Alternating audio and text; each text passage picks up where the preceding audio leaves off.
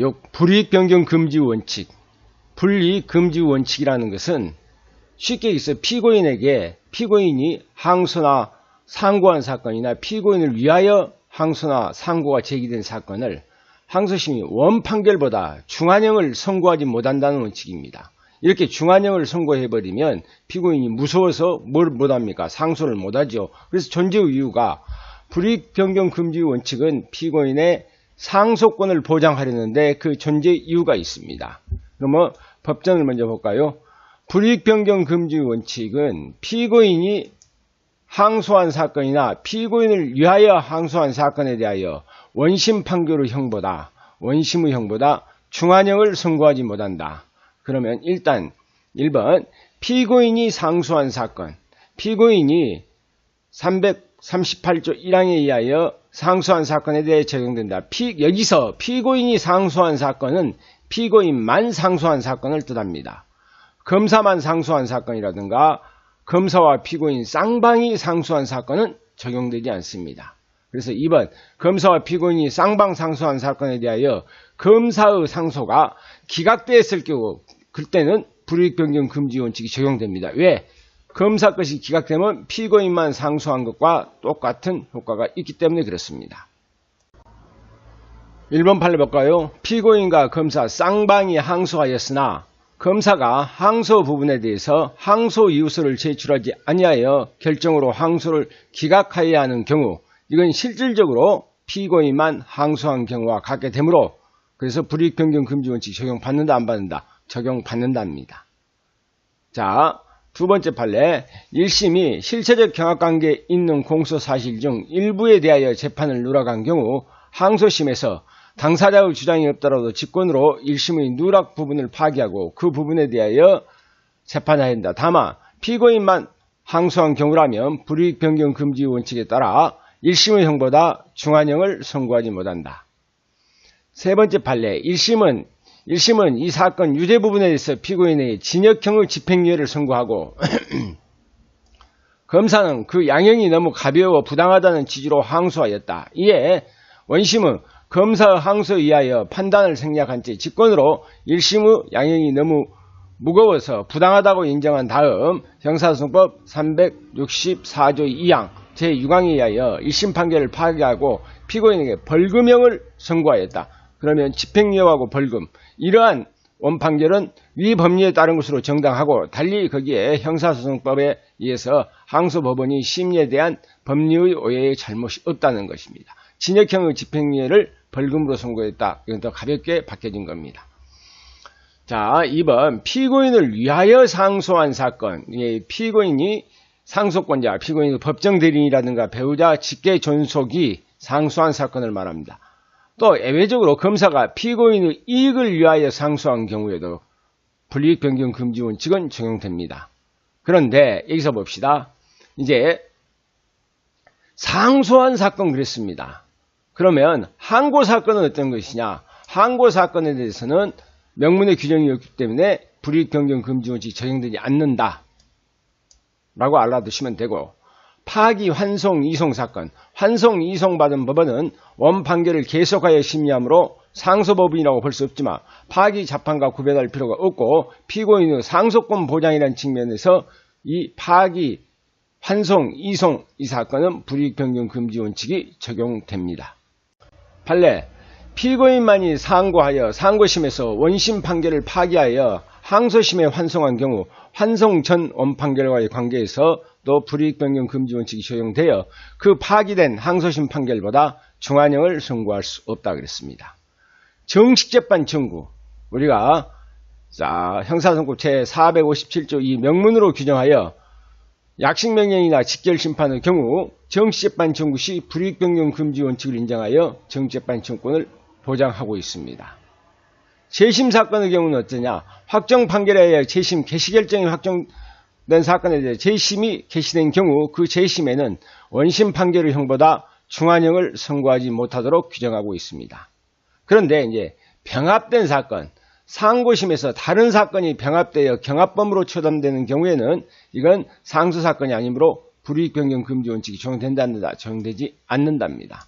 그렇다면 어떤 것이 이제 이익이냐 불이익이냐, 불이익 변경 금지 원칙 내용을 보면은 중한형을 선고하지 못한다 그 말이었단 말이에요. 그러면 1번 봅시다. 불이익 변경 금지 원칙에서 금지되는 것은 중한형의 선고이다. 따라서 중한형의 선고이지, 따라서 사실 인정이라든가 법령 적용이나 제명의 선택이 원심보다 중하게 변경된다 할지라도 선고한 형이 중하게 변경되지 않는 한 이 원칙에 위배되지 않습니다. 여기서 형이란 형법 41조 이하의 형의 종류는 엄격히 제한되는 것은 아니다. 실질적으로 피고인에게 형벌과 같이 불이익을 주는 처분, 예컨대 추징이나 미결구금일수 산입 또는 벌금에 대한 노역장 유치 기간과 같이 실질적으로 형과 같은 성질을 가짐으로 여기에는 형에 해당된다. 중한형에 해당된다는 거. 그러나 소송 비용 부담은 이건 형이 아니기 때문에 원칙적으로 불이익 변경 금지 원칙이 적용되지 않습니다. 자, 첫 번째 판례 1심 법원에 소송 비용 부담을 명하는 재판을 하지 않았음에도 항소법원이 1심의 소송 비용에 관하여 피고인에게 부담하도록 재판을 한 경우 불이익 변경 금지 원칙에 위배되지 않는다. 판례고, 두 번째 판례는 피고인만이 항소한 사건에서 1심에서 인정되지 않는 범죄사실 일부가 2심에서 무죄로 되었음에도 2심이 1심과 동일한 형을 선고하였다 하여 그것이 형사소송법에서 불이익 변경 금지 원칙에 위배된다라고 볼 수 없다. 판례까지도 알아두십시오. 그렇다면 선고한 형의 경중의 판단의 기준, 자 이제 여기서부터가 여러분이 판례로서 알아둬야 되는데 이제 쭉 봅시다. 선고형의 경중에 대해서 법정형 경중에 관한 형법 50조가 기준이 되나, 형법 50조는 추상적 법정형의 상호간의 경중을 나타내는 데 지나지 않으므로 원심 판결과 상소심 판결 주문을, 자 원심 판결과 상소심 판결 주문을 전체적으로 종합적으로 고찰하여 어느 형이 피고인에게 실질적으로 불이익한가를 여부를 기준으로 해서 판단해야 된다. 그러면 이제 그 말이에요. 1번 판례는, 자 불이익 변경 금지 원칙의 기준은 병과형이나 부과형, 집행유예, 미결구금일수, 통산, 노역장 유치기간 등 주문 전체를 고려하여 피고인이 실질적으로 불이익한가 여부를 판단해야 되고, 병합된 다른 사건의 법정형, 선고형 등 피고인의 법률상 지위를 결정하는 객관적 사정을 전체적으로 실질적으로 고찰해라 그 말입니다. 자, 두 번째 판례는 파기 환송이었는데 항소심에서 환송하였는데 환송 후 원심에서 법정형이 가벼운 죄로 공소장 변경이 이루어지고, 이에 따라 그 항소심에서 새로운 범죄 사실을 위조로 인정하면서 환송 전 원심에서 정한 선고형과 동일한 형을 선고했다. 동일한 형을 선고한 것은 불이익 변경 금지 원칙에 위배된다라고 볼 수 없답니다.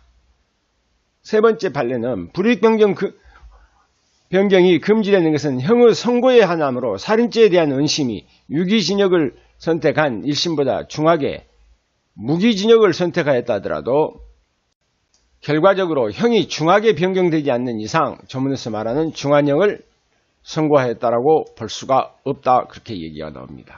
여기서 이제 구체적 고찰인데, 여러분 구체적 고찰은 자 하나씩 봐가 봅시다. 1. 형의 추가, 양형의 증가. 원심에서 선고한 형 위에 다른 형을 추가 더해버렸죠. 불이익 변경이며, 동정의 형을 과하면서 양형을 증가시키는 것, 이것도 불이익하는 겁니다. 징역형과 금고는 징역형을 금고형으로 변경하면서 형기를 인상해버리는 것, 이건 금지되죠. 하지만 금고형을 징역형으로 변경하면서 형기를 단축하는 것, 이것은 허용됩니다. 판례 볼까요?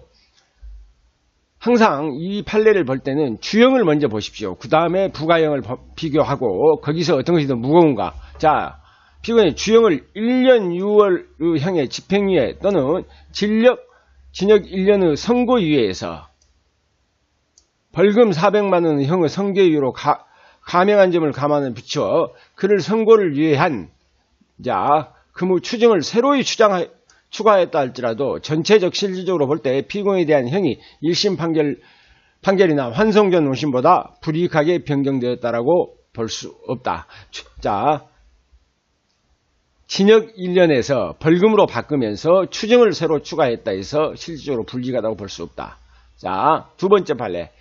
징역 3년에 5년간 집행유예가 선고됐는데 이것을 뭐라 그랬냐면 징역 8월에 1년간 집행유예를 선고한 후에 자격정지 1년을 병과했다 해서 불이익한 변경으로 병과했으면 불이익한 변경으로 피고인이 항소한 이 사건에서 판결 결과에 영향을 미친 위법이 있다 그랬습니다. 그러면 여기서 뭘 봐야 되느냐? 1심에서는 징역 3년에 5년간의 집행유예입니다. 그런데 2심에서는 징역 8년에 1년간 집행유예를 선고한 외에 뭘 자격정지 1년을 더 병과해버렸습니다. 플러스 시켜버렸죠. 다른 형을 추가했기 때문에 불이익한 변경이다 그 말입니다. 그렇다면 그 밑에 자유형과 벌금형을 자유형으로 이것은 불이익한 변경입니다. 자유형을 벌금형으로 변경하는 경우 노역장 유치 기간이 자유형을 초과할 때는 불이익 변경이 아닙니다. 이건 뒤에서 판례로서 한번 봅시다.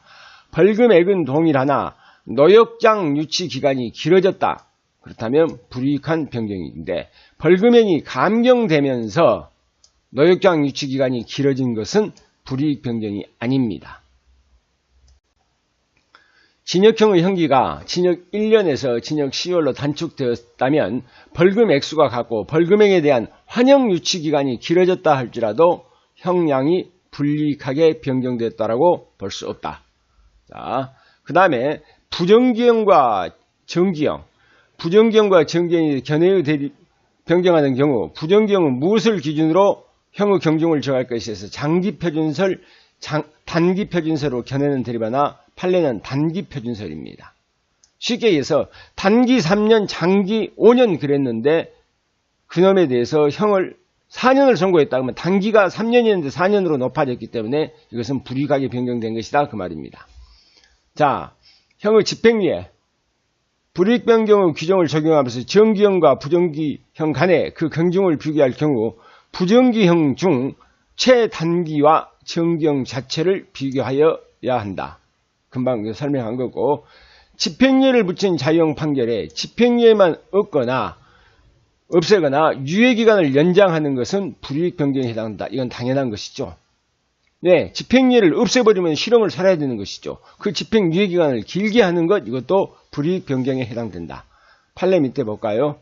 피고인만이 항소한 사건에서 항소심이 1심과 동일한 형기에다가 그 집행유예 기간만을 1심마다 장기로 하여 형을 선고한 경우라 하더라도 형의 집행유예 기간의 연장은 형벌권의 소멸기간을 연장하여 피고인의 법적 지위를 제하는 것으로 불이익 변경에 해당한다 그 말입니다. 징역 금고형을 줄이면서 집행유예를 박탈하는 것도 집행유예를 바탕하는 실형을 살라는 얘기 아닙니까? 그 말은 징역 1년에 3년의 집행유예를 징역 10월에 실형을 선고할 때 이것은 불이익하다 그 말이에요. 불이익 변경 금지 원칙에 위배된다. 그 다음에 1심에서 징역형의 집행유예를 선고하는데 2심에서 징역형의 형기를 단축하면서 실형을 선고하는 것, 이건 당연히 불이익 변경 금지 원칙에 위배되죠. 징역형을 늘리면서 집행유예를 붙인 경우도 불이익 변경에 해당된다. 이건 조금 우리가 상식적으로 이해는 안 가도 알아는 두셔야 돼요. 판례의 태도니까요. 1심에서 징역 6월을 선고받고 피고인만 항소한 사건에서 징역 8월에 집행유예 2년을 선고한 거.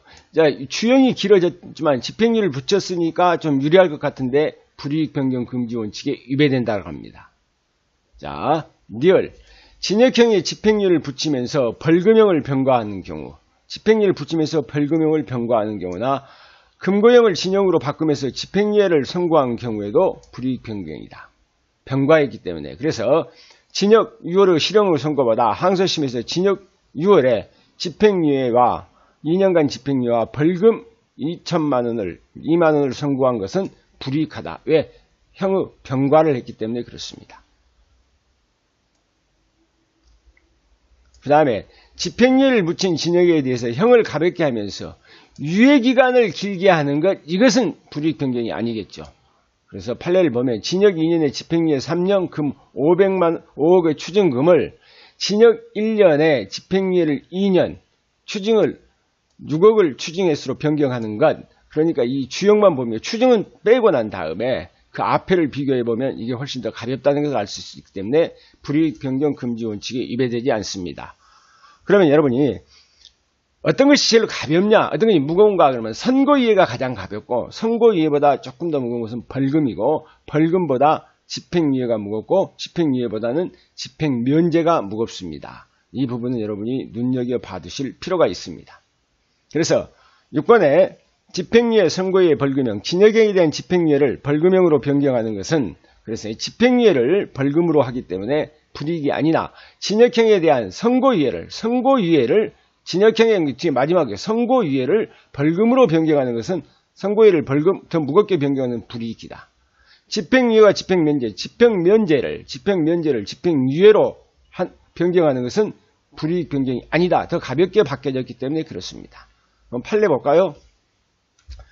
형의 집행유예 판결은 소정 후 유예기간에 특별한 사유 없이 경고할 때 형의 선고 후 효력이 상실되나 형의 집행면제는 형의 집행을 면제하는 데만 불과하므로 전자가 후자보다 피고인에게 불이익한 것이라 할 수 없다는 것. 그래서 집행유예하고 집행면제를 비교한 겁니다. 판례는.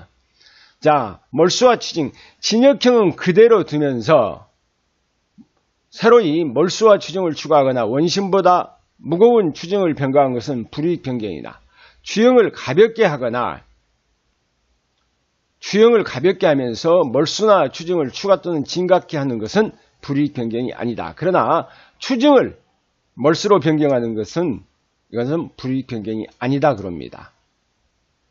대한 판례 볼까요? 항소심에서 몰수 가능성에 관하여 1심과 견해를 달리하여 추징을 몰수로 변경하는 것 이것은 피고인의 이해관계에 대한 실질적 변동이 생겼다고 볼 수 없으며 따라서 이를 두고 형이 불이익하게 변경된 것이라고 보아서는 안 된다. 자, 두 번째 판례. 추징도 몰수를 대신한 처분으로 몰수와 마찬가지로 형에 준하여 평가해야 할 것이므로 이에 관하여 형사소송법의 불이익 변경 금지 원칙이 적용된답니다. 9번에 미결 구금일수 산입. 이 부분은 또 가끔 여러분이 눈여겨봐둬야 할 필요가 있는 부분이에요. 미결 구금일수 산입을 박탈하거나 감소시키는 경우는 불이익 변경이 되나 미결 구금일수 통산에 있어서 불이익하게 변경되더라도 본형이 경하게 변경된 경우에는 불이익 변경이 아닙니다. 그러면 이 판례를 볼까요? 판례 1번. 항소심에서 1심이 유죄를 선고해서 일부의 제이스 무죄를 선고하고 그 형에 삽입되었던 미결 구금일수 중 일부에 대해서 다른 죄에 대해서 형을 삽입하면서 미결 구금일수를 1심보다 줄인다 하더라도 항소심이 선고한 형이 1심보다 가벼워져서 결국 전체적으로 복역일수가 줄어들게 된 이상 불이익하게 변경된 것이라고 볼 수 없다. 두 번째, 피고인만 불복하여 항소한 경우 항소심이 1심 판결을 취소하고 주형은 1심 판결과 동일하게 선고하면서 1심 판결 선고 전 구금일수를 1심 판결보다 줄여서 선고하는 것은 불이익 변경 금지 원칙에 위배되죠. 자, 줄여서 구금일수를 1심보다 줄여보면 더 오래 살아야 된다는 얘기 아닙니까? 자, 이제 10번. 치료 감호 전자 장치 부착. 치료 감호에 대해서 피고인이 항소한 경우 징역형을 선고한 것은 불이익하다. 그래서 그 판례를 보면 1심 법원에서 치료 감호 처분만 선고되어 피고인만이 항소한 사건에서 원심이 공판 절차 이행에 따라서 징역 1년 이후로 형을 선고하였으면 이것은 불이익 변경 금지 원칙에 반한다는 것.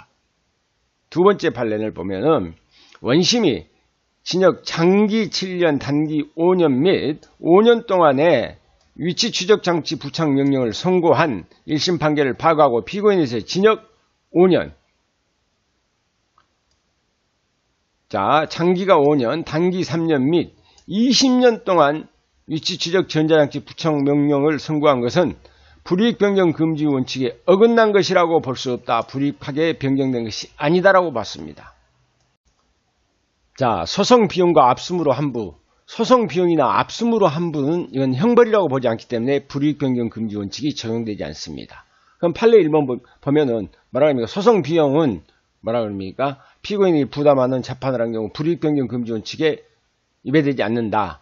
두 번째, 자, 항소심에서 새로운 형을 선고하면 피고인이 주형의 형기를 감축하고 1심 판결에 선고하지 않는 자, 형기는 일단 감축하고 압수물에 피해자 환부를 선고를 추가하였다 하더라도 이것은 형벌이 아니기 때문에 불이익하게 변경되었다고 볼 수 없다.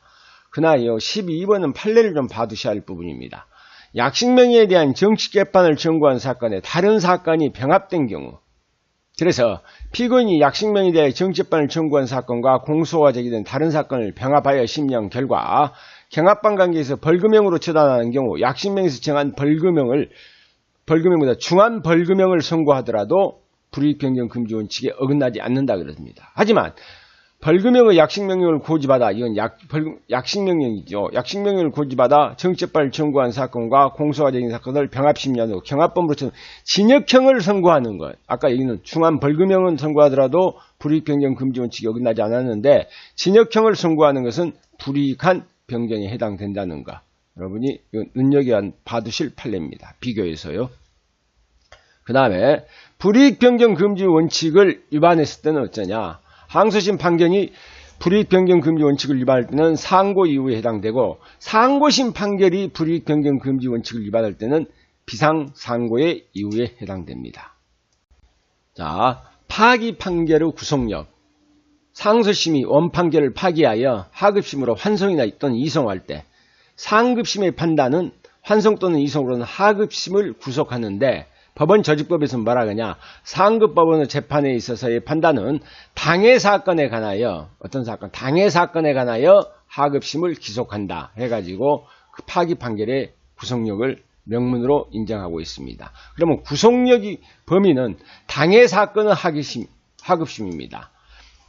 당해 사건의 하급심이 파기 판결이 구속되는 것은 법원 조직법에 의해서 명백하다. 그러므로 항고심이 2심을 파기하면서 1심을 환송하여 1심에 환송된 사건을 재판하였으나 이에 불복하여 항소된 경우 항소법원은 당해 사건에 대해서 여전히 하급심으로 상고심의 판단에 구속돼야 된다. 그러면 파기한 상급심, 하급심은 상급심의 판단에 대해서 판결할 것을 상급심의 종전의 상급자가 상급심에 자신의 판결을 변경할 수 있다면 불필요한 절차가 반복되고 파기 판결의 구속력을 인정하는 취지가 무의미하기 때문에 파기 판결을 한 상급심 자신도 구속을 합니다. 그러면 이놈에 대한 판례를 한번 볼까요? 그럼 파기 환송받은 법원은 그 파기 이후로 한 사실상 법률상의 판단에 기속되는 것이고 그에 따라 판단에 대하여 다시 상고를 한 경우 그 상고 사건을 재판하는 상고법원도 앞서 파기 이후로 한 판단에 기속되어 이를 변경하지 못합니다. 두 번째 판례, 몰수형 부분의 위법 이후로 원심 판결 전부가 파기 환송된 후 환송 후 원심이 주형을 변경한 조치가 환송 판결의 기속력에 저촉된다고 볼 수 없다는 판례까지 알아두십시오. 자, 구속력이 미치는 판단은 법률적 판단만이 아니라 사실적 판단에도 미칩니다. 그런데 어쩔 때 구속력이 배제되는가? 환송 후 새로운 사실과 증거에 의하여 사실관계가 변경되거나 파기 후에 법령이 변경되거나 판례가 변경된 경우 이때는 구속력이 배제된다 그럽니다. 그러면 1번 환송 판결의 하급심에 대하여 구속력은 파기 이유가 된 원판결의 사실상 및 법률상 판단이 정당하지 않다는 소극적 면에서만 발생한 것이므로 환송 후 심리 과정에서 새로운 사실과 증거가 대시되어 기속적 판단의 기초가 된 사실관계의 변동이 있었다면 어쩝니까? 환송 전 판결과 동일한 결론을 낸다 할지라도 환송 판결의 하급심 기속에 관하여 법원 조직법을 위배했다라고 볼 수 없다는 겁니다. 2번 환송 후 원심에서 증인들이 각 증언에 대해 환송 전과 같은 취지에서 그들의 정전 진술을 다시 한번 확인할 정도에 그쳤고 그 외에 확인 후 원심에서 추가적 증거 조사가 이루어지지 않았다면 환송 후 심리 과정에서 새로운 증거가 제시되어 기속적 판단의 기초가 된 증거관계의 변동이 생긴 경우에 해당한다라고 볼 수 없습니다. 자, 이제 항소를 볼까요? 항소는 우리가 그랬죠. 항소는 1심 판결에 불복해서 2심 법원에 하는 상소인데 이건 단독 판사의 1심 판결이면 지방법원 본원 합의부에서 항소할 수 있고 지방법원 합의부의 1심 판결에서는 고등법원에 항소할 수 있습니다. 하지만 우리가 항소심 구조가 세 가지가 있어요. 복심, 속심, 사후심. 사실은 복심은 이제 거의 없어지기나 마찬가지인데, 복심은 뭐냐면 원심 심리 판결을 완전히 물어 돌리고 피고 사건에 처음부터 다시 전면적으로 다시 시작하는 걸 보다 복심이라고 그럽니다. 또 다시 한다 그래서 복심입니다. 속심은 1심이 끝나지 않았다는 그 말이에요. 1심의 심리 절차를 전제로 1심으로 소송 자료를 승계하여 피고 사건에 대하여 심리를 속행하는 것. 사후심, 항소심에서 증거 조사를 허용치도 않고 원심의 자료에 의해서 원심 판결 당시를 기준으로 하여 사후에 다시 한번 원심의 당부를 사후적으로 심사하는 것보다 사후심이라고 그럽니다. 그럼 복심은 사실 별 거 없고, 자, 특징은 속심은 계속관계 항소 이유서에 포함되지 아니하는 사유도 직권으로 심판할 수 있는 특징이 있지만, 사후심은 항소 이유서를 제출해야 됩니다. 심판의 대상은 피고 사건의 실체, 하지만 사후심은 원판결의 당부입니다. 자, 사실심리 증거조사는 필요한 범위 내에서 사후심은 할 수 있지만, 속심은 할 수 있지만 사후심은 불허합니다. 공소장 변경은, 자, 우리가 속심이다 그러면 계속되어 가기 때문에 가능하지만 사후심은 불가능합니다. 주문의 형식은, 자, 자판을 하는 것이지만 어느 것은 속심은, 사후심은 파기환송입니다. 그러면 현행법은 어쩌느냐? 현행법상 항소심은 속심과 사후심 요소가 결여되어 있으나 항소심은 원칙적으로는 속심이고, 사후심적 요소를 가진 조문들은 남상소의 폐해를 방지하고자 소송 경제상 필요에 의해서 속심적 성격의 제한을 가한 것에 불과합니다. 자, 그러면 항소의 이유, 어떤 이유가 있을 때 항소할 수 있을까? 그래서 적법하게 항소를 할 수 있는 법률상의 이유를 항소 이유로 하는데, 항소 이유를 볼까요? 다음의 사유가 있을 때 원심 판결에 대하여 항소 이유로 할 수 있다 해가지고 1호, 2호, 4호, 5호, 4호까지 있고 5호, 6호 빠지고 이렇게 쭉 하고 나와 있습니다. 그런데 이걸 일단 법령 위반인 경우부터 볼게요. 상대적 항소 이유, 그러니까 법령을 위반했다. 사실은요, 이 법령은 거의가 형사소송법 이외의 법령을 낼 때는 원칙적으로 상대적 항소 이유에 해당된다라고 보면 됩니다. 판결에 영향을 미쳐야 돼. 상대적 항소 이유가 되려면 판결에 영향을 미친 헌법, 법률, 명령 또는 규칙의 위반이 있을 때, 그러면 여기는 거의 형사소송법을 위반했을 때는 거의가 절대적 항소 이유가 됩니다. 그래서 헌법 위반이 판결에, 헌법이죠. 판결 절차가 헌법 위반인 경우, 법령 적용 후 착오, 그 다음에 이제 소송 법규 위반이라고 여기 나와 있는데, 소송 법규 위반인데, 절대적 항소 이유는, 이건 상대적 항소이지만 절대적 항소 이유는 법령 가운데 판결의 영향 여부를 불문하고 판결에 영향을 미쳤든 안 미쳤든 상소 이유가 되는 것, 이게 바로 절대적 항소 이유입니다. 거의가 관할이나 관할의 인정이 법률에 위반됐을 때, 판결 법원의 구성이 법률을 위반했을 때, 법률상 그 재판에 관여하지 못한 판사가 심판에 관여니 재책 사유가 있을 때, 이제 사건의 심리에 관여하지 않은 판사가 그 사건의 판결에 관여할 때, 공판의 공개에 관한 규정을 위반할 때, 판결에 이유를 붙이지 아니할 때나 모순이 있을 때, 거의 다 형사소송법에서 배웠던 것, 이것은 절대적 항소 이유가 됩니다.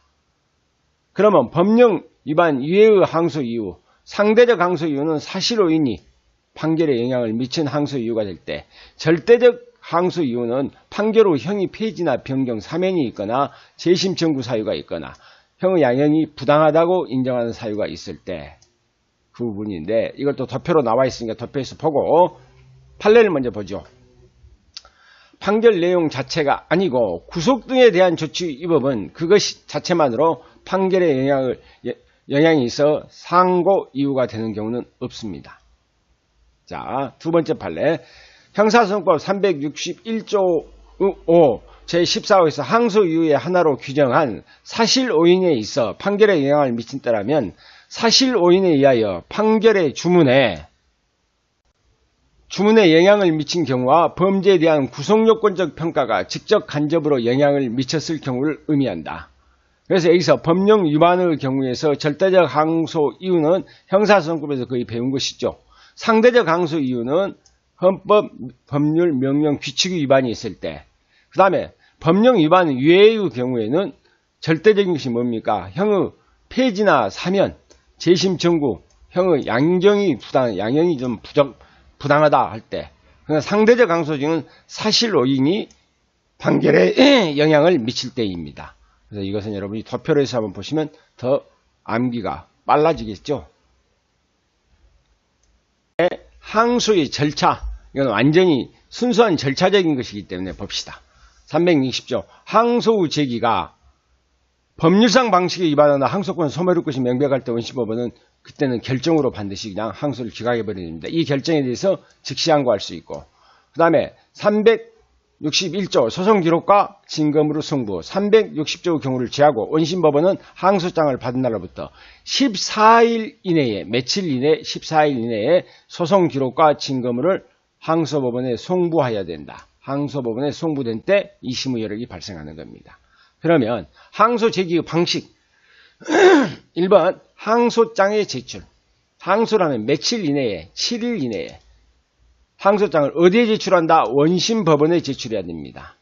자, 이유는 많이 했죠. 교도소 또는 구치소에 있는 피고인이 상소 제기간에 상소장을 교도소장 또는 구치소장 또는 직무를 대리하는 자에게 제출할 때 상소 제기가 있는 것으로 간주됩니다. 이렇게 항소장이 제출되면 원심법원은 일단 그놈을 심사를 하죠. 항소 제기가 법률상 방식을 위반하거나 항소권은 없는 자가 한 거거나 항소권 소멸의 것이 명백하게 밝혀져 버렸을 때는 결정으로서 그냥 항소를 기각해버리면 됩니다. 그 외에는 며칠 이내에 14일 이내에 무엇과 소송기록과 증거물을 어느 법원에 항소법원에 송부해야 됩니다. 항소법원의 조치. 항소기록을 송부받을 때는 즉시 항소인과 상대방에게 그 이유를 통지해야 됩니다. 자, 피고인이 구속돼 있을 때 검사는 통지받은 날로부터 14일 이내에 피고인을 항소법원 소재지 교도소 구치소에 송부해야 된다. 그 다음에 기록을 송부받은 항소법원은 필요적 변호 사건에 변호인이 없으니 지체 없이 변호인을 선정한 후 그 변호인에게 소송기록 접수 통지를 해야 됩니다. 그 다음에 그렇다면 먼저 우리가 항소장을 제출했고, 자, 그 항소가 정확하다면 며칠 이내에 14일 이내에 보내줘야 된다. 그런데 바로 항소할 때 항소 이유서를 반드시 제출해야 되는 거 아니죠. 항소 이유서와 답변서의 제출. 3번 항소 이유서. 자, 항소인과 변호인은 소송기록 접수 통지를 받은 날로부터 소송기록의 접수 통지를 받은 20일 이내에 항소 이유서는 항소법원에 제출합니다. 항소 이유서를 항소법원에 제출해야 된다. 항소 이유서는 상대방 수에 1을 더한 부본을 첨부해야 되고, 항소 이유서를 받은 법원은 지체 없이 그 부본을 상대방에게 송달합니다. 그러면 그 상대방은 그 부본이나 등본을 송달받은 날부터 며칠 이내에 10일 이내에 답변서를 항소법원에 제출해야 된다. 답변서를 제출받은 법원은 지체 없이 그 부분을 상대방에게 송달해야 되고. 자, 그러면 판례를 봅시다. 1번 판례 형사소송법 361조 2 1항에 따라 항소법원이 피고인에게 소송기록 접수 통지를 함에 있어서 2회에 걸쳐서 그 통지서를 송달하였다 하더라도 항소 이유서 제출 기간의 기산일은 언제냐면 최초 송달의 효력이 발생한 날 다음 날부터라고 보아야 된다는 거. 자, 2번 항소법원이 국선변호인 선정 이후 병합된 사건에 관하여 국선변호인에게 소송기록 접수 통지를 하지 아니함으로써 항소 이유서 제출 기회를 주지 아니한 채 판결을 선고한 것은 위법이라는 것입니다. 검사가 제출한 1심 무죄 판결에 대한 항소자리에 항소 이후에 사실오해 및 법리오해라는 문구만 기재되어 있고 다른 구체적 항소 이유가 명시되지 않는 경우 위와 같은 항소장의 기재는 적법한 항소 이유의 기재에 해당되지 않는다는 것. 자, 항소 이유서에 구체적 이유 기재 없이 단순한 항소장에 항소 후 범위란에 양형부당이란 문구가 기재됐다고 하여 이를 적법한 항소 이유 기재라고 볼 수는 없다는 것. 자, 5번째 판례 볼까요? 필요적 변호 사건에서 법원이 정당한 이유 없이 국선변호를 선정하지 않고 있는 사이에 피고인 스스로 변호인을 선임하였으나 그때는 이미 피고인에 대하여 항소 이유서 제출 기간이 도과해버린 후여서 그 변호인이 피고인을 위하여 항소 이유서를 작성 제출할 시간적 여유가 없는 경우와 마찬가지로 보호되어야 한다 할 것이고, 이 경우 법원은 사선 변호인에게 형사소송법 규칙에 유추 적용하여 소송기록 접수를 통지함으로써 그 변호인이 통지를 받은 날로부터 기산하여 소정의 기간 내에 피고인을 위하여 항소이유서를 작성 제출할 수 있는 기회를 줘야 된다는가.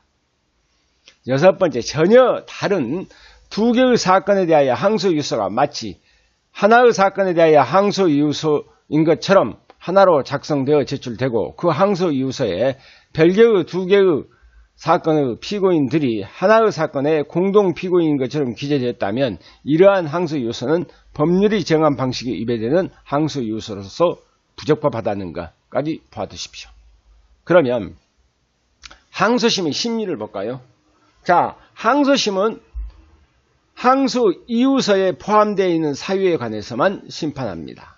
원칙적으로. 그러나 판결에 영향을 미친 사유에 대해서는 이유서에 포함되지 않더라도 직권으로 심판할 수는 있습니다. 심리의 특징, 항소심은 절차에 특별한 규정이 없으면 1심의 공판 규정을 준용합니다. 그러나 이제 항소심에서는 불출석 재판, 피고인이 공판기일을 출석하지 아니한테 다시 기일을 정해야 되고 피고인이 정당한 없이 다시 정한 기일에 출석하지 않으면 피고인의 진술 없이 판결한다. 무변론 판결할 수 있다. 그 말입니다. 징계에 대한 특징은 1심에서 증거로 할 수 있는 증거는 항소심에서도 증거로 할 수 있다. 그러나 항소심은 우리가 속심의 구조를 적을 때 새로운 증거조사는 가능하다 그래야 됩니다.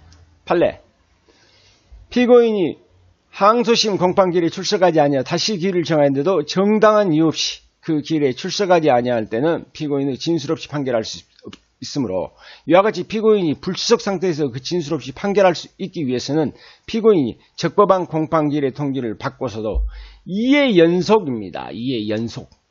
정당한 이유 없이 출석하지 아니한 경우에 해당돼야 된다. 그러면 항소심의 종국 재판, 자, 공소기각, 피고인이 죽어버렸다거나 그럴 때는 공소기각 결정을 해야 된다. 공소기각 사유가 있을 때는 그때는 이 결정에 대해 즉시 항고할 수 있다 배웠고, 항소기각의 재판, 항소기각 결정은 어쩔 때입니까? 항소 제기가 법률상 방식에 위반되거나 항소권 소멸 후 것이 명백할 때 원심법원은 항소기각 결정을 해야 되는데 원심법원이 항소기각 결정을 하지 않으면 항소법원이 항소기각 결정을 합니다. 또 항소이유서 제출 기간 내에 항소이유서를 제출하지 아니할 때는 이때는 결정으로 항소를 기각합니다. 그런데 직권조사 사유가 있거나 항소장에 항소이유 기재가 있을 때는 그때는 예외로 보겠죠. 자, 항소기각의 판결, 항소이유서를 냈는데 이유가 없다고 인정될 때는 판결로서 항소를 기각합니다. 그런데 항소이유가 없음이 명백할 때 소송 기록에 의하여 변론 없이 판결로서 항소를 기각할 수도 있습니다. 이제 항소 기각 결정과 판결을 봤으니까 파기 판결. 자, 파기 사유. 항소가 이유가 있다고 인정될 때 원심 판결을 파기해야 된다. 이때 피고인을 위하여 원심을 파기하는 경우에 파기 이유가 항소한 공동 피고인에게 공통된 때는 그 공동 피고인에 대해서도 원심 판결을 파기해야 됩니다. 여기서 공동 피고인이란 원심에서 공동 피고인으로 항소한 자를 말하며 항소를 적법하게 제기한 이상 항소 이유서를 제출하지 않았거나 항소 이유가 부접한 경우도 다 이 공동 피고인에 포함됩니다. 그 다음에 이제 파기 후 조치를 한번 볼까요? 파기 후. 원심 파기 후 조치에는 파기, 자판, 환송, 이송이 있습니다. 자판은 스스로 재판해버리는 것이고 환송과 이송은 항소심에서 극히 예외적인 것이죠. 그래서 파기, 자판은 피고 사건을 원심법원을 파기하고 직접 항소법원이 판결하는 것, 다시 판결하는 것. 그래서 파기 이걸 자판이라고 하고 항소심은 원심의 선고 판결을 하는 경우 불이익 변경 금지 원칙이 적용된다는 것. 파기, 환송과 이송을 여러분이 잘 구별을 하셔야 되는데 공소기각이나 관할 위반의 재판이 법률에 위배됨을 이유로 할 때는 파기, 환송입니다. 그런데 파기, 이송이라는 것은 관할을 잘못 인정해버린 거예요. 관할 인정이 법률에 위반됨을 이유로 원심 판결을 파기할 때는 판결로서 사건을 관할법원에 이송해야 된다. 자, 그러면 재판서 기재 방식, 항소법원의 재판서에는 항소 이유에 대한 판단을 기재해야 되고 원심 판결에 기재된 사실과 증거를 인용할 수도 있습니다. 그 밑에 판례 한번 볼까요? 피고인이 항소심 판결 당시 소년이어서 부정기형을 선고하였다면 그 후 상고심에 와서 성년이 되었다 하더라도 부정기형을 선고한 항소심 판결을 파기할 사유는 되지 않는다 그 말입니다. 자, 상고. 우리가 이제 상고한다 그러면 상고는 2심에 불복해서 대법원에 제기하는 상소입니다. 그런데 1심 판결에 예외적으로 상고가 허용되는데 1심에서 바로 대법원으로 오는 걸 이걸보다 비약적 상고라고 한다. 그런데 어느 경우나 뒤에 상고라는 말이 있으면 관할 법원은 대법원입니다. 상고는 상소일종 업판의 시정이라는 존재이겠지만 가장 중요한 것은 주된 기능은 법령 해석과 적용 후 통일입니다.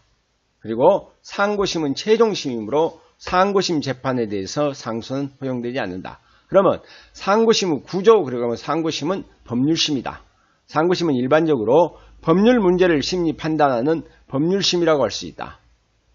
그러나 사실혼과 양형부단을 상고 이유로 하고 있고 상고심에서 예외적으로 파기 재판하는 경우도 있으므로 극히 외외적인 경우에는 사실심의 성격도 가지고 있습니다. 또 상고심은 사후심이다.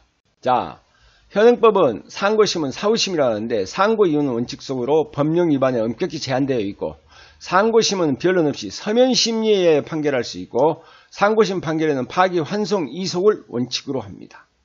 따라서 상고심은 피고인 신문이라든가 증거조사, 사실조사가 원칙적으로 허용되지 않습니다.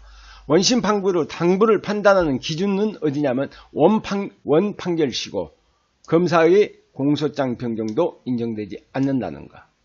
그러면 어쩔 때 상고할 수 있느냐? 그래서 상고의 이유 제383조를 보면 다음 사유가 있을 때 원심 판결에 대하여 상고 이유로 할 수 있다. 원심 판결에 미친 헌법 법률 명령 규칙의 위반이 있을 때, 판결 후에 형이 폐지나 변경 사면이 있을 때, 재심 청구 사유가 있을 때, 그 다음에 사형 무기 10년 이상의 징역, 여기서 10년 이상의 징역이나 금고가 선고된 사건에 대해서 중대한 사실 오인이 판결에 영향을 미친 때 또는 형의 양형이 심히 부당하다고, 양형 부당하다고 인정되는 현저한 사유가 있을 때, 이 네 가지를 가지고 하고 있습니다. 그래서 이건 여러분이 그대로 봐두셔야 될 부분이고, 4번 사형 무기 또는 10년 이상의 징역이나 금고가 선고된 사건에 중대한 사실 오인이 있어 판결에 영향을 미친 때 또는 형 양형이 심히 부당하다고 인정하는 현저한 사유가 있을 때 피고인의 이익을 위하여 피고인이 상소한 경우에만 적용되며 검사는 사실 오인이나 양형 부당을 이유로 상고하지 못합니다. 그러면 그 밑에 판례를 한번 볼까요? 자, 제1심 판결에 대하여 검사만 양형 부당을 이유로 항소하였으면 피고인이 항소하지 않는 경우 피고인으로서는 사실혼이나 법령 위반을 이유를 들어 상고할 수 없다. 이 앞전 부분에서도 한번 봤던 판례입니다. 두 번째 판례, 피고인이 경합범위 해당되어 징역 4년, 징역 2년 6월 및 징역 4년 각 형이 선고된 경우 이를 합치면 징역 10년 이상이 되므로 형사소송법 383조 4호에 대하여 원심의 양형의 부당을 이유로 상고할 수 있습니다. 세 번째 판례, 재수평가가 잘못된 결과 처당의 범위의 차이가 있는 경우 재수에 관한 법률로 오해함으로써 판결에 영향을 미친 위법이 있다. 자, 네 번째 판례는 형사소송법 해석상 검사는 원심의 형의 양형이 가볍다거나 피고인의 이익을 반하는 양형 전체 사실을 인정해서 원심의 처징법칙이 위법이 있다는 이유로 상고 이유를 주장할 수는 없답니다. 다섯 번째, 상고심은 항소법원 판결에 대한 사후심이므로 항소심에서 심판의 대상이 되지 않는 사항은 항소심에서 심판의 대상이 되지 않는 사항은 상고심의 심판의 범위에 들지 않는 것이어서 피고인이 항소심에서 항소 이유로 주장하지 않거나 항소심의 직권으로 심판 대상으로 삼는 사항 이외의 사유에 대해서는 항소 이유로 삼을 수 없습니다. 상고심의 절차는 아까 그 절차와 거의 비슷합니다. 항소의 절차와 항소 제기 방식은 7일 이내에 상고장을 어디에다가 원심법원에 제출해야 된다. 원심법원의 제출은 법률상 방식이 위배되거나 소멸 후권 상소권 소멸 후 것이 명백할 때는 결정으로 기각하고, 만약에 그런 경우를 제외하고는 14일 이내에 소송 기록과 증거물을 상고법원으로 송부해야 된다. 상고법원 조치는 후 즉시 상대방과 상고인과 상대방의 이유를 통지하고, 자, 상고법원이 소송 기록 접수 통지 전에 변호인 선임이 있을 때는 변호인에 대해서도 소송 기록을 통지해라. 그러면 언제까지 이놈을 통지를 받고 나면 언제까지 20일 이내에 상고 이유서를 어디에다 제출해야 된다? 상고법원에 제출해야 됩니다. 상고 이유서는 소송 기록과 원심법원의 증거조사에 대한 표현이 인용되는 이유를 명시하고, 자, 상고 이유서 제출받은 법원은 지체 없이 그 부분과 등본을 상대방에게 송달하며, 답변서는 며칠 이내입니까? 그 상대방은 10일 이내에 답변서를 상고법원에 이건 제출할 수 있답니다. 이건 항소의 경우는 제출해야 되지만 상고의 경우에는 제출할 수 있다. 의무적 규정이라는 것도 알아두십시오. 답변서의 제출을 받은 상고법원은 지체 없이 그 부본 또는 등본을 상고인 또는 변호인에게 송달한다. 그러면 상고법원의 심리는 어떤 식으로 할 것인가? 심리는 특별한 규정이 없는 한, 자, 상고심의 심판을 정한다. 법률심이라는 점에서 특칙이 인정되고 있죠. 상고심의 심판의 범위, 자, 원칙적으로는 상고 이유서에 포함된 사유지만, 자, 상고 이유서에 포함되지 않는 것도 직권으로 판단할 수 있습니다. 그 밑에 판례를 볼까요? 상고법원은 상고 이유에 의해 불복 신청한 한도에 내에서만 조사 판단할 수 있으므로, 상고 이유서에는 상고 이유를 특정하여 원심 판결의 어떠한 점이 법령에 어떻게 위배되어 있는지를 구체적이고도 명시적으로 설치할 필요가 있어야 할 것이고, 상고인이 제출한 상고 이유서에 이와 같이 구체적이고도 명시적인 이유가 설치가 없을 때는 상고 이유서를 제출하지 않는 것으로 취급될 수밖에 없다는 것. 상고심의 변론. 자, 상고심은 법률심이기 때문에 변호사 아니면 변호인으로 선임하지 못하고, 변호인이 아니면 피고인을 위해 변론하지 못합니다. 그래서 피고인의 출석이 배제된다. 그 말은 피고인은 자신을 변론할 수도 없고, 상고심의 공판기일에 피고인의 소환을 요하지 않습니다. 그래서 상고 이유서에 의한 변론, 검사와 피고인은 상고 이유서에 의해서 변론해야 된다. 변호인 선임이 없거나 변호인이 공판기일에 출석하지 않더니 직권으로 변호인을 선정해야 하는 경우를 제하고는 검사의 진술을 듣고 판결할 수 있습니다. 이 경우 적법한 상고 이유서 제출이 있을 때 그 진술이 있는 것으로 간주하고, 서면심리 원칙, 상고법원은 상고장, 상고에서 기타 소송 기록에 의하여 변론 없이 판결할 수 있고, 예외적으로 상고법원은 특별한 사건, 상고법원이 필요할 때 특정한 사건에서 변론을 열어 참고인의 진술을 들을 수 있습니다.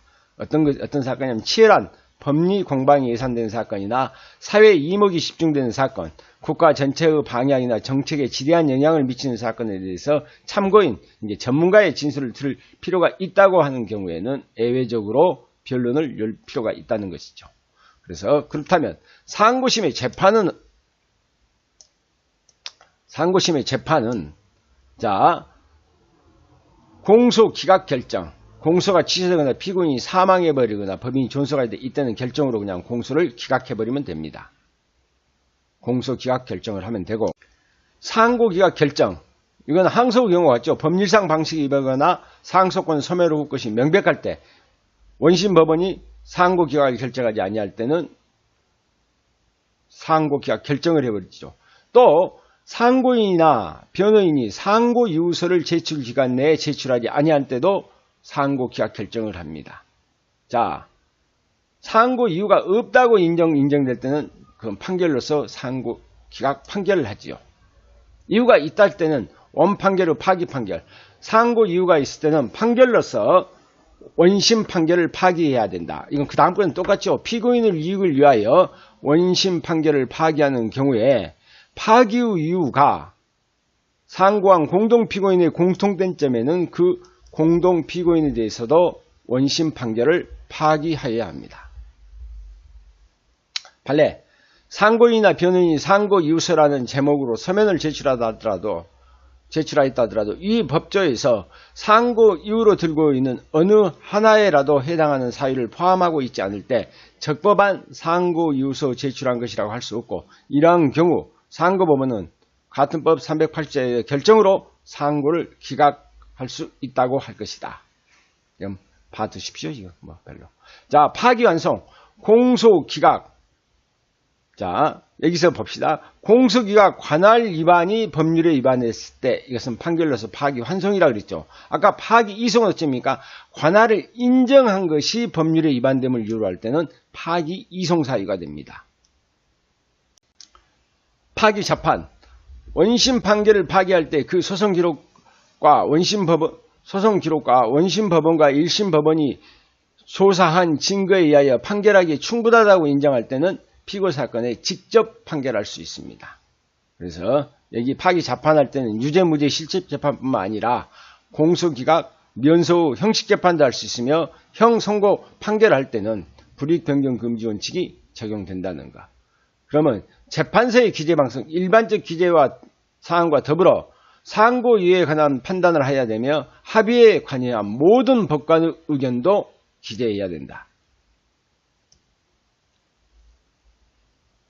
그 밑에 판례 1번 수개의 범죄 행위를 포괄 일조로 본 항소심의 판단을 타다는 항고 이유는 피고인에게 죄수를 증가하는 불이익을 초래할 것으로 초래한 것이 되어 적법한 상고 이유가 될 수가 없답니다. 두 번째 판례를 보면 형사소송법 제392조는 피고인의 이익을 위하여 원심 판결을 파기하는 경우 그 파기 사유가 상고한 공동피고인에게 공통된 때에는 그 공동피고인에 대하여 또 원심 판결을 파기한다고 규정하고 있는 바, 이 규정은 상고가 법률상 방식에 위반하거나 상고권 소멸의 것이 명백한 공동피고인에게는 이를 적용할 수 없답니다. 그래서 상고가 법률상 방식이보다 상고권 소멸이 명백한 공동피고인에게는 이를 적용할 수 없다는 것. 세 번째, 피고인 1, 피고인 2의 항소와 검사의 피고인에 대한 항소가 모두 기각한 원심 판결에 대하여 사실오인 내지 법리오해를 이유로 상고를 제기한 사실을 인정할 수 있는 바. 자, 피고인 1이 상고 이유 주장은 상고 이유서는 적법한 상고 이유가 될 수 없다 할 것이나 피고인 1의 상고 자체가 법률상 방식에 위반되거나 상소권 소멸의 것이 명백한 때에 해당하는 부적법한 상고는 아니므로 피고인 1과 피고인 2의 파기 이유가 공통되는 공동피고인으로서 형사소송법 제392조의 적용을 받는다 할 것이다. 그래서 2번과 3번은 판례를 비교해가지고 여러분이 한번 봐두시기 바랍니다. 이제 보면 비약적 상고, 비약적 상고 그 말은 비상상고하고 구별하셔야 됩니다. 비약적 상고도, 비상상고도 대부분 비약적은 날라버린 겁니다. 비약은 날라버린다. 1심에서 3심으로 가는 거예요. 비약적 상고는 법령 해석에 관한 중대한 사항을 포함했다고 인정되는 사건에 관하여 1심 판결에 대해서 직접 어디에다가 대법원에 상고하게 하는 겁니다. 그러면 이후 비약적 상고는 다음에 1심 판결에 대하여 항소를 제기하지 않고 상고를 할 수 있다. 바로 대법원으로 갈 수 있다. 원심 판결에 인정한 사실에 대해 법령을 적용하거나 법령 적용에 법 적용에 착오가 있을 때나 원심 판결이 있는 형이 폐지되거나 변경 사면이 있을 때입니다. 그래서 자 여기에 사실오인이나 양형의 과정은 비약적 이유가 되지 않으며 판결이 아닌 1심 법원의 결정은 판결이 아닌 결정은 비약적 상고 이유가 되지 않는다. 제한 비약적 상고로 인하여 상대방이 신급의 이익을 잃게 될 우려가 있으므로 이 사람이 비약적 상고를 하고 그 사건에 다시 항소가 제기될 때에는 비약적 상고는 그 효력을 잃습니다. 항소 취하 또는 항소기각 결정이 있을 때는 상고 효력은 그대로 유지되는 겁니다. 다음에 이 조문까지도 알아두시기 바랍니다. 그 다음에 이제 마지막에 상고심 판결의 정정이 있어요. 상고심 판결에 정정을 해야 돼. 상고심은 이제 마지막 최종심인데 명백한 오류가 있을 때 이를 정정하는 것. 판결의 정정이 인정된다고 하여 대법원 판결이 확정 시기가 늦어지는 것은 아닙니다. 판결은 선고와 동시에 확정되지만 자 정정은 어쩔 때 정정을 하는 것인가? 판결의 정정 신청 제400조 상고법원은 판결의 내용에 오류가 있음을 발견할 때는 직권이라든가 또는 검사, 상고인, 변호인의 신청으로서 이것은 판결을 정정할 때는 무엇으로 한다? 결정으로 하는 거 아닙니다. 판결로서 정정할 수 있다. 자, 전항의 결정은 판결을 선고가 있는 날부터 며칠 이내에 해야 된다? 10일 이내에 해야 된다. 자, 3. 제1항의 신청은 신청의 이유를 기재한 무엇으로 해야 된다? 서면으로 해야 된다. 그러면 정정이라는 것은 뭐냐? 판결의 내용에 오류가 있을 때, 근데 판결의 내용을 잘못하거나 계산이나 오기, 기타 사유로 유사한 명백한 잘못이 있는 경우입니다. 따라서 유죄 판결을 무죄 판결로 정정해 주라는 주장, 이것은 정정 사유 자체에 해당되지 않겠죠. 그렇다면 정정 절차, 이건 법전으로 다 본 겁니다. 직권으로도 할 수 있고 당사자 또는 당사자의 신청해서 판결로서 정정할 수 있고 선고가 있는 날부터 10일 이내에 서면으로 해야 되고 정정 판결은 변론 없이 판결의 정정은 변론 없이 할 수 있다. 정정이 필요가 없다고 인정될 때는 지체 없이 신청을 기각해야 된다. 그럼 이때 판례를 한번 볼게요. 1. 형사소송법 400조가 되는 판결의 정정은 상고법원의 판결은 최종 심의재판이므로 상소에 의해서 시정의 길이 없다는 점을 고려하여 그 판결 자체의 내용에 오류가 있다는 것을 다시 검토하는 기회를 갖고자 함으로써 재판 절차를 다시 하여 사건을 새로 심의한 것이 아니므로 대법원은 자판으로 무죄를 선고하거나 또는 사건을 고등법원으로 이송 심의토록 판결을 정정하여 달라는 논지는 적법한 판결 정정 신청 이유가 될 수 없다. 자, 2번 대법원이 착오로 송달 일자를 신뢰하여 피고인이 법정 기간 내에 상고 이유서를 제출하였음에도 제출하지 아니했다는 이유로 한 상고 기각 결정을 판결로서 정정한다는 겁니다.